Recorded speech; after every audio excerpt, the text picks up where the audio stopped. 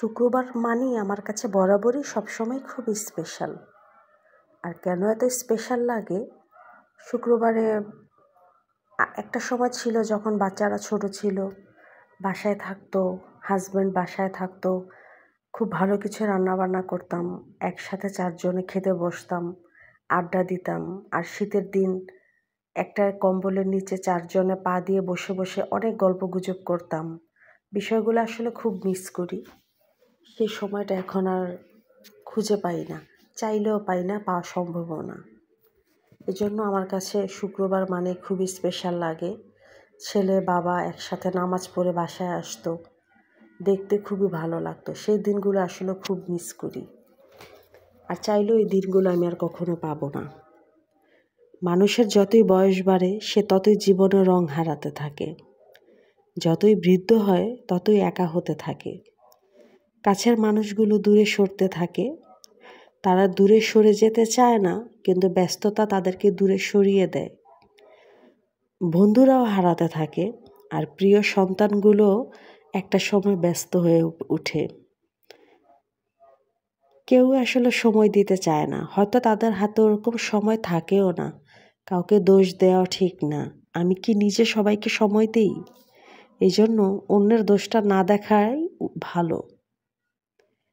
আমাদের এই সময়টাতেই কিন্তু আসলে খুব ভালো বন্ধু দরকার, যার সাথে আবোল তাবোল কথা বলা যায়, দাঁত খিলখিল করে হাসা যায়, আর হাসতে হাসতে গায়ের উপর পড়া যায়। এমন মানুষের খুব অভাব, আর খুব ভালো বন্ধু হলেই তার সাথে এটা করা যায়। আর এখন যে একটা অবস্থাতে আছি, যে পজিশনে গেছি আমরা, এখন আমরা চাইলেই কি খুব ভালো একটা বন্ধু বানাতে পারবো? যারা আছে তারাই তো দূরে সরে যায়। ব্যস্ততা, সময়, অসুস্থতা সব কিছু মিলিয়ে হয়ে ওঠে না। আসলে কি বলবো, এবং বন্ধুত্ব খুবই দরকার। আর যদিও অনেকের বন্ধু থাকে, খুব ভালো বন্ধু, 2-4টা ফ্রেন্ড লাইফে থাকে, কিন্তু আমাদের ঘরের যে বিশেষ পার্সন, আমি কার কথা বলছি সবাই বুঝতে পারছেন, তারা কি এটা পছন্দ করে কখনো?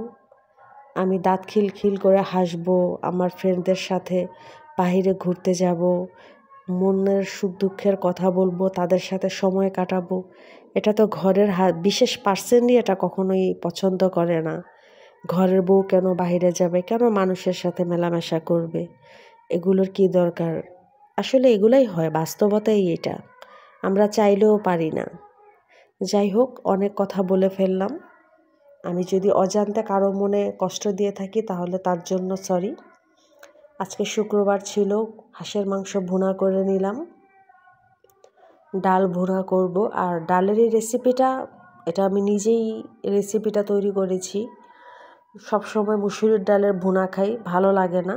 আজকে মুগ ডাল আর মুসুরির ডাল একসাথে ভুনা করে নিলাম, দেখলাম কেমন লাগে। সাথে একটা টমেটো দিয়েছি ডালটা একটু ঘনত্ব হওয়ার জন্য। আর অন্য একটা হাঁড়িতে আমি রসুন কুচি, আদা কুচি কেটে নিয়েছি, সাথে কয়েকটা শুকনো মরিচ দিয়ে দিব। বাদামি কালারের হয়ে গেলে ডালগুলো ঢেলে দিব। এ ছিল আমার আজকের ডাল ভুনা, আর সাথে অনেকগুলো ধনেপাতা কেটে দিব। আর শীতকাল মানেই তো এই ধনেপাতাটা, আর এটা সবাই অনেক পছন্দ করে, সবার বাসাতেই অ্যাভেলেবেল থাকে। ট্রাই করে দেখবেন কেমন লাগে। আজকে আমিও ফার্স্ট খাবো এই ডালটা, শুকনা মরিচের ডাল। সাথে যদি কাঁচা জিরা দেওয়া যেত আরও ভালো হতো, কিন্তু আমার বাসায় জিরাটা ছিল না। আর ব্যাক ক্যামেরাতে আমি উস্তে ভাজি করে নিয়েছিলাম, ওটা ব্যস্ততার জন্য দেখাতে পারিনি, কারণ আজকে রান্না করতে করতে লেট হয়ে গেছে।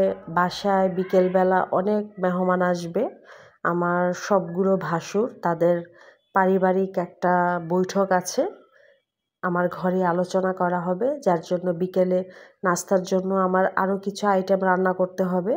এই ব্যস্ততা আজকে অনেক। আপনাদের ভাইয়া নামাজে গেছে, সাথে আমাদের দোকান যে পরিচালনা করে ছেলেটাও ছিল সাথে, তাদেরকে খেতে দিলাম, নামাজ পড়ে এসেছে। আজকের ভিডিওটা এই পর্যন্তই।